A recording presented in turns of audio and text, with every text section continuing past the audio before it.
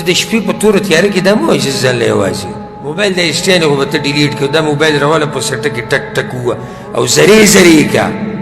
او ریزه ریزه یې کا خو الله سره چې کوم هسټري ده هغه به څنګه ختموې که چېرته ځان له شي سټیم نو داسې مه وایه چې زه ځان له شوی یم بلکې داسې وایه چې یو ساتونکی اوس هم اجتماعي نه چېرته به داسې نه وي چې ځان له شوم ولا تحسبن الله يغفل ساعة ولا أنما يخفى عليه يغيب او چرته به دا سوچ نه کوي چې ګوره الله زما نه غافله دی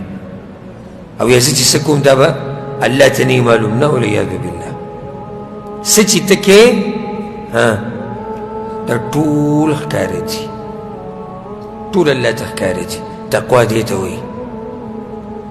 ته د شپې په توره تیاره کې دا مه وایه چې ځان له یوازې ځکه هغه یو شاعر خپل زوی ته نصیحت کو او مطلب یې دا دی زه به حاصل ذکر کړم ورته وایي زوی چې کله د شپې یوازې شي والنفس داعیة او نفس ته دعوت ورکوي د ګناه طرف ته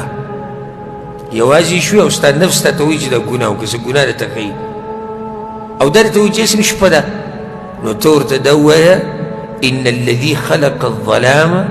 یرانی صحیح د شپه خو دا وه کوم رب چې هغه شپه پیدا کړې ده خو مهینې که نه ستا څه مطلب دی چې توره تیاره شوه الله هم غافله شو ستا دا مطلب دی چې د موبایل نه که زه هسټري ډیلیټ کړم چې دې کې ما څه کتلي څه نه دي کتلي نو ولې الله سره هسټري نشتي څه بس خلک د دې موبایل ډېر خیال ساتي دې کې ګوره دې کې دا دې ډیلیټ کړه دا دې ډیلیټ کړه چاته پته ونه چاته دا ولري او دا احصاه الله ونسوه الله وایي تاسو خپل ګناهونه ټول هېر کړي دي خو دا ټول دله ما شمارلي دي ما سره هسټري پرته ده الله وایي هغه هسټري سره به څه کوې موبایل د هسټري نه خو به ته ډیلیټ کړه دا موبایل راواله په سټه کې ټک ټک ووه او زرې زرې یې کا او ریزه ریزه یې کا خو الله سره چې کوم هسټري ده هغه به څنګه ختموې نو تقوا دې ته وایي چې ته په ښکاره او په پټه د الله نه هېرېږي دا پکې نشته چې د خلکو مخې ته هېرېږم او ځکه علماو د منافقانو دا نښې ذکر کړي بعض اثارو کې هم د سلفونه راغلي وایي منافق سړي یو نښه دا ده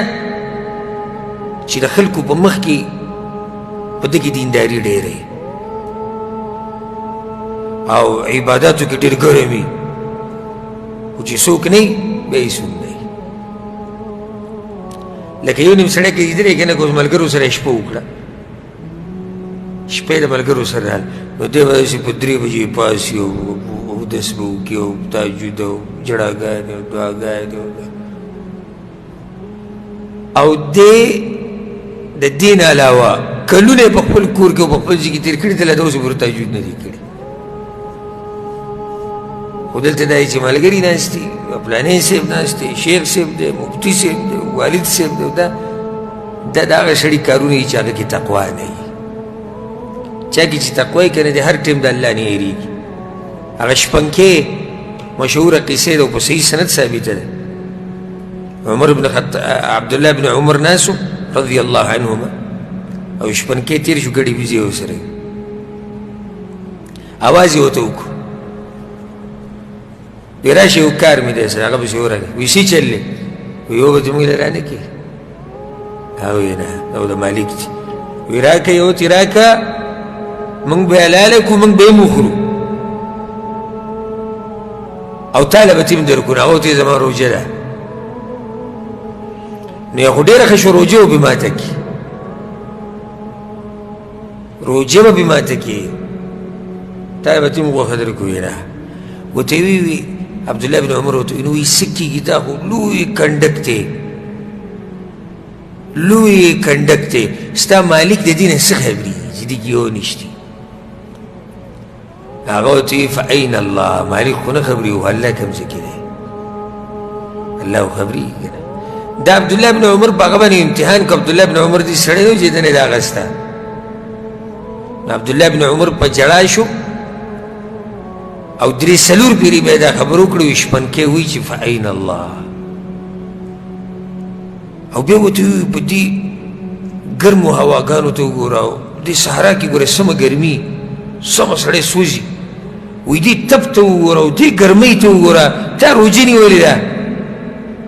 وایي د دې ورځو نه فایده اخلو د آخرت دپاره بیا دا موقع نه راځي وایي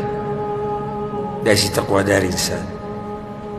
بیا ورته ستا مالک څوک دی هغه له نوم واخیستو بیا ته لاړ چې څنګه مدینې ته ورسېدو هغه مالک پسې ورغی وی دغه ستا غلام دی او خادم دی وی وی دی به ما راخرڅ کا دا غلام هغه ورته ویې صحیح ده په دومره دومره او وی دا ګډې بیزې په ما ټولې راخرڅې کا هغه ورته ویې صحیح ده دي دومره دا ټوله بیه ورسره وکړه هغه غلام یې ترې مو واخیستو ګډې بیزې یې مو واخیستې چې کله هغه غلام راغی ګډې بیزې رالې او ده ورته خبره وکړه نو بیا غلام ته وی ته ازاد د الله د رضا دپاره او دا ګډې بیزې ستا دي ځان له پکې تجارت کوه لکه چې ستا دا یو خبره فاین الله الله کوم ځای کې دی نو هغه یې د الله د رضا دپاره ازاد کو او ګډې بیزې ورله ټولې ورکړې دې ته وایي تقوا چې سړی په ښکاره کې هم د الله نه هېرېږي او په پټه کې هم د الله نه هېرېږي نو الله دې په موږ کې دا تقوا راولي